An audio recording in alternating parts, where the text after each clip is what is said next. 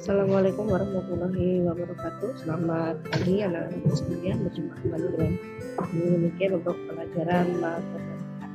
Nah, kali ini untuk siswa kelas 7 akan Ibu share sekarang whiteboard. Yang akan kita bahas untuk hari ini adalah materi untuk tugas minggu pertama dan minggu kedua bulan Februari. Mohon maaf, bulan Maret ya. Nah, materinya adalah materi garis dan sudut.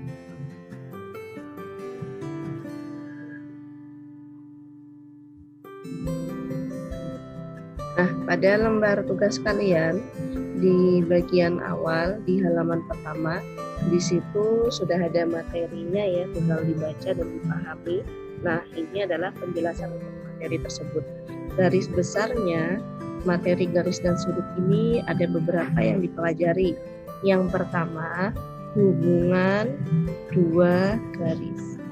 Nah, kemudian yang berikutnya, ini adalah macam-macam sudut. Ini sudah pernah kalian pelajari sebelumnya di SD mengenai sudut lancip, sudut siku. Nah, kemudian yang ketiga, hubungan antar sudut dalam gambar. Ini lebih tepatnya apabila ada dua garis yang dipotong secara transversal. Dipotong transversal itu seperti ini. Nah, garis ini dengan ini sejajar. Apa itu sejajar? Nanti kita jelaskan di hubungan dua garis. Lalu berikutnya tentu saja latihan soal-soalnya. Sekarang kita masuk ke hubungan dua garis. Nah, hubungan dua garis itu ada beberapa. Seperti yang tertulis di lembar materi kalian, ya, hubungan dua garis atau lebih, ya ini sifatnya jamak. Itu yang pertama, apabila dua garis itu saling berpotongan. Nah, kata kunci dari berpotongan ini, dua garis ini bertemu di satu titik. Nah, kalau misalkan digambarkan seperti titik pertemuannya di sini, maka dua garis ini, misalkan ini garis A, kemudian yang ini adalah garis B, maka A dengan B ini saling berpotongan di titik ini. Ini adalah titik temunya. Contohnya di kehidupan sehari-hari mudah sekali ya, seperti misalkan kalian membuat tiang jemuran, gitu kan? Nah, misalnya menjemur, maka tiangnya dengan talinya ini saling bertemu, kan? Ini contohnya. Atau misalkan kalian bermain layang-layang nih, bermain layang-layang sedang berlomba, saling memutus benangnya, maka harus dipertemukan dulu benangnya. Nah, ini saling berpotongan. Kemudian yang kedua, ini hubungan dua garis itu saling sejajar. Nah, untuk berpotongan kata kuncinya itu bertemu di satu titik. Kalau untuk sejajar ini ya, dua garis itu tidak akan pernah bertemu sama sekali. Dari ujung ke ujung jaraknya sama. Jaraknya sama. Nah, sejajar ini disimbolkan dengan dua garis miring seperti ini. Ini tandanya garis ini saling sejajar. Nah, contohnya misalkan di jalan raya ya, pinggirannya gitu kan. Nah, meskipun jalannya itu berkelok-kelok, pinggirannya itu kan sama. Nah, mungkin tiba-tiba jalan lalu menyempit di tengah-tengah, membuka lagi seperti ini kan mungkin. Contohnya sejajar. Atau boleh juga misalkan kalian yang pernah tinggal di Jawa menemui kereta api. Nah, kereta api itu jalurnya kan menggunakan rel. Ya, relnya terbuat dari pelat baja. Kan? Maka rel ini tadi ya, tempat kereta api tadi bergerak. Nah, ini membentuk dua garis yang saling sejajar. Rel kereta api. Atau yang paling mudah nih, yang pasti kalian temui di kehidupan sehari-hari, tangga. Nah, dua lajur bambu besar ini, ya bambu panjangnya ini saling sejajar. Baru nanti ada pijakan. Nah, kalau yang sejajar inilah yang disebut dengan sejajar. Bisa dipahami ya. Lalu yang berikutnya, yang ketiga ini saling berimpit. Nah, saling berimpit.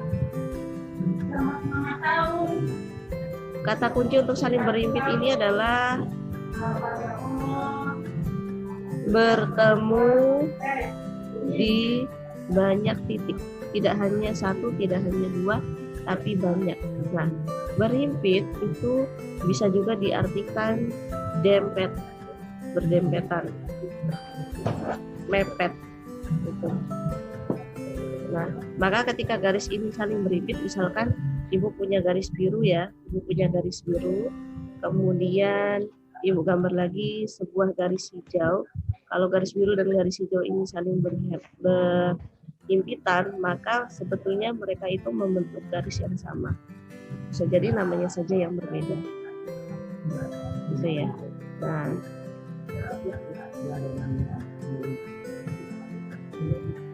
lalu yang keempat, nah, jadi hijau warnanya. Lalu yang keempat ini hubungan dua garis yang saling bersilangan. Yang saling bersilangan. Bersilangan ini, ya, bersilangan ini kata kuncinya yang pertama, dia yang jelas tidak sejajar.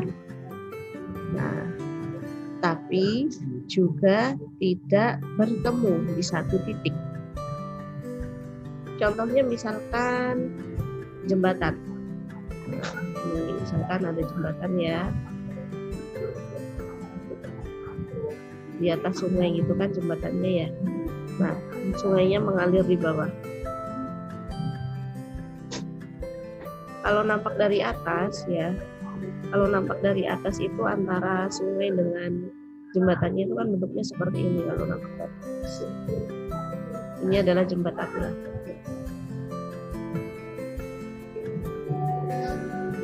Sepertinya itu bertemu kalau dari atas, membentuk tanda plus gitu ya. Padahal kalau dilihat dari bawah ketika tidak banjir itu tidak bertemu.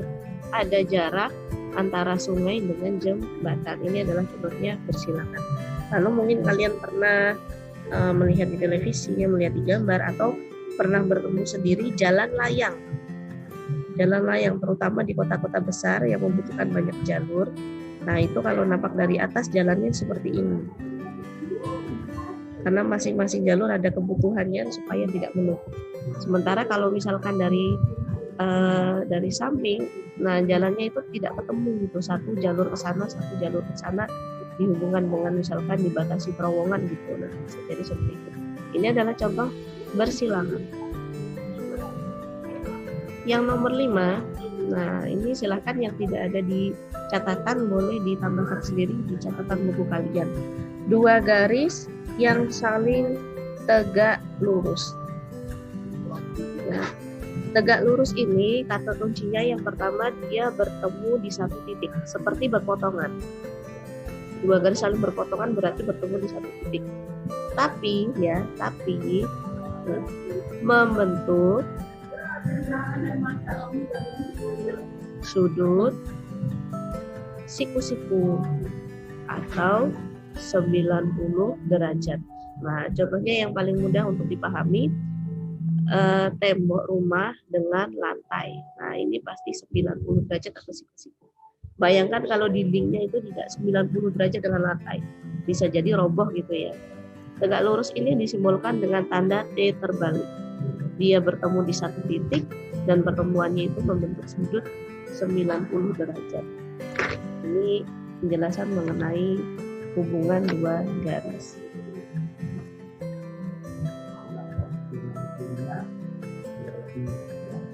Selanjutnya kita akan membahas mengenai macam-macam sudut, kemudian hubungan antar sudut dan sudut-sudut yang dibentuk oleh dua garis sejajar yang dipotong secara transversal.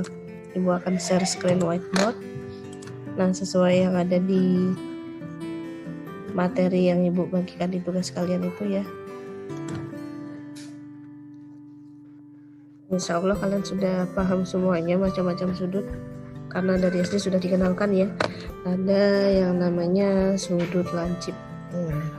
Sudut lancip ini yang kurang dari 90 derajat. Nah, bentuknya seperti ini. Ini yang namanya sudut. Ini adalah titik sudut. Lalu dua ini, misalkan ini A, ini B, maka OA dan OB ini adalah kaki-kaki sudut. Sementara AOB inilah yang disebut dengan titik sudut.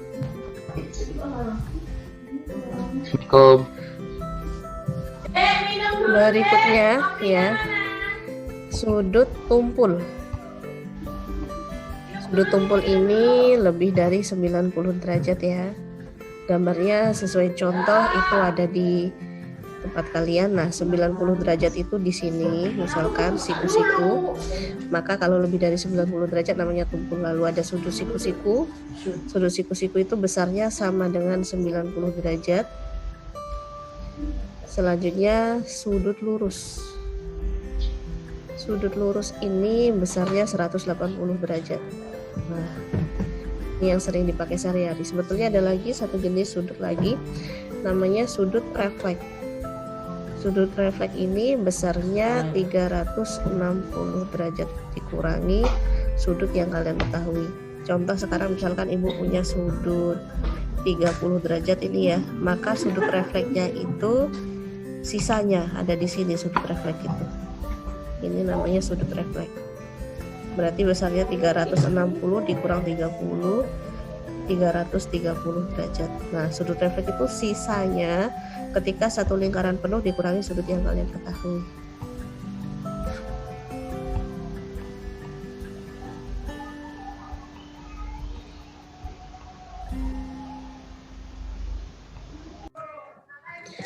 Selanjutnya materi hubungan antar sudut ya, hubungan antar sudut. Nah, ini mungkin materi yang termasuk baru di SD, belum pernah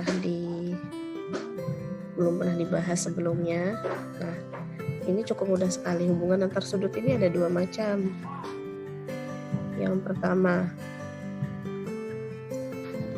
suplementari itu bahasa Inggrisnya. Yang satunya lagi hubungan yang disebut hubungan komplementari atau hubungan saling komplement.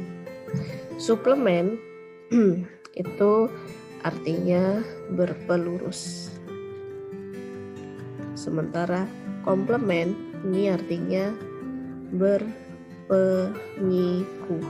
Kata kuncinya kalau untuk suplemen atau berpelurus ini berarti sudut-sudut itu kalau dijumlah hasilnya harus 180 derajat.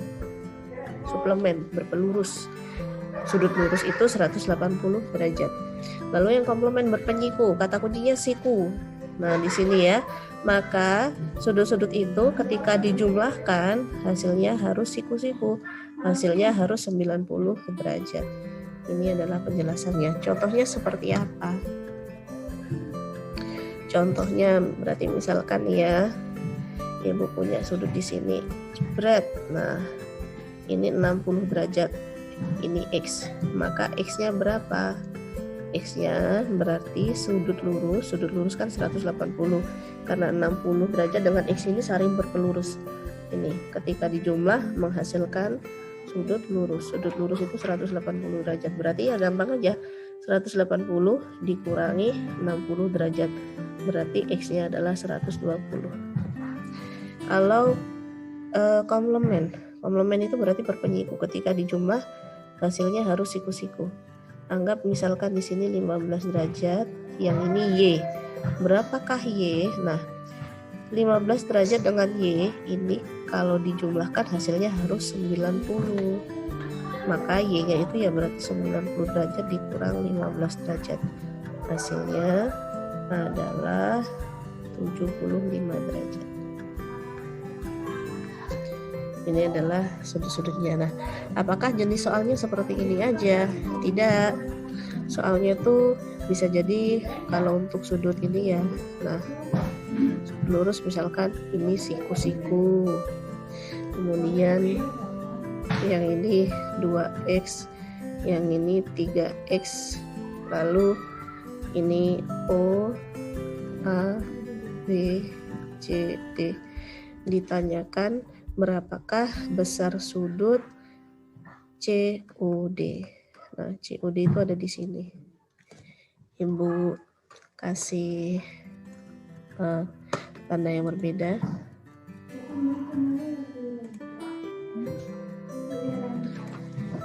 COD. Nah, sudut COD itu berarti COD, berarti ada di sini. Ini yang dicari. Nah, sementara kita ketahui bahwasanya sudut-sudut ini AOB, BOC, COD ini ketika dijumlahkan menghasilkan sudut lurus. Nah, berarti kita bisa tulis di sini AOB ditambah BOC ditambah COD sama dengan 180 derajat gitu ya. Nah, kita mau mencari COD sudutnya berapa, tapi ternyata di sini pakainya malah variabel XX ya. Ya kita gantikan aja. AOB itu 2X, BOC-nya, nah ini ada tandanya kotak nih ya.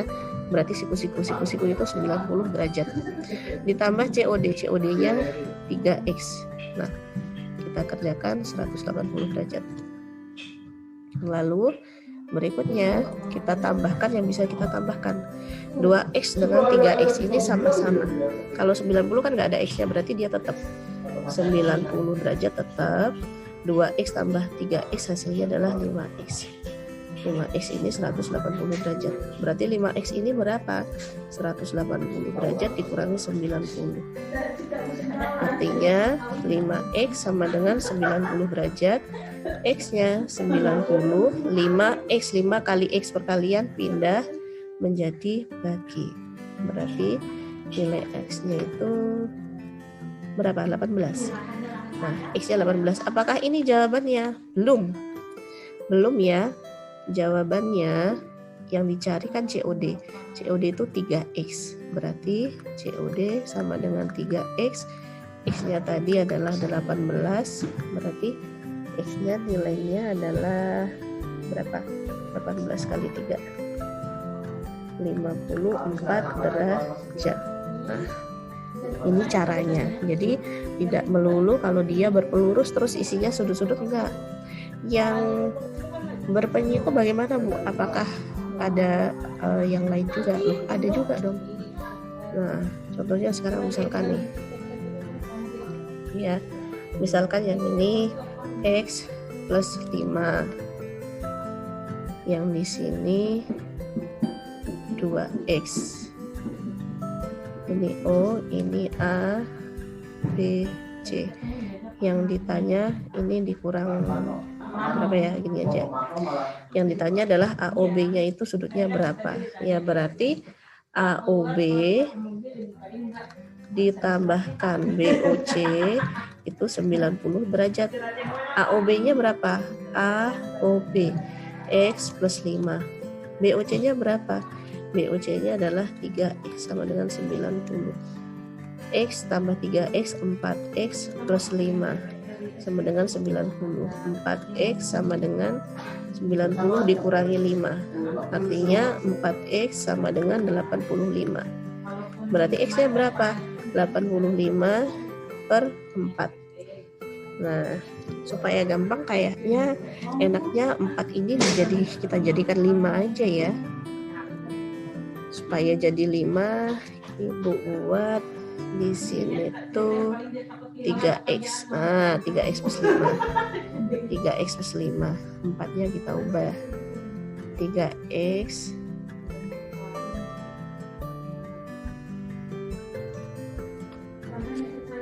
ini kita ubah.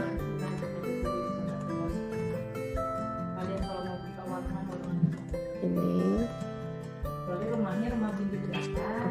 Kita ulang lagi ya. BOC tadi 2X, berarti di sini 2X. 3X tambah 2X, ini 5X. Ini 5X. 5X sama dengan 85. 85 bagi 5 berapa? 17. X-nya 17. Apakah ini jawabannya? Belum. Yang ditanyakan adalah AOB.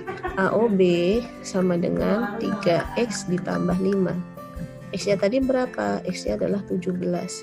3 kali 17 berapa? 51. 51 tambah 5, 56 derajat. AOB 56 derajat.